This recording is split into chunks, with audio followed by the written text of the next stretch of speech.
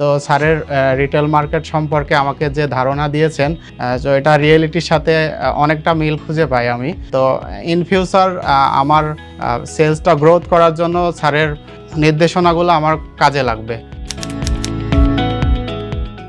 Territory sales management যে কোর্সটা আছে এটা আমি করেছি। ইমতিয়াজ আহমেদ চৌধুরী স্যার এই কোর্সটা করিয়েছেন। তো আসলে আমি রিটেল মার্কেটে আছি, তো স্যারের রিটেল মার্কেট সম্পর্কে আমাকে যে ধারণা দিয়েছেন, তো এটা রিয়েলিটির সাথে অনেকটা মিল খুঁজে পাই আমি।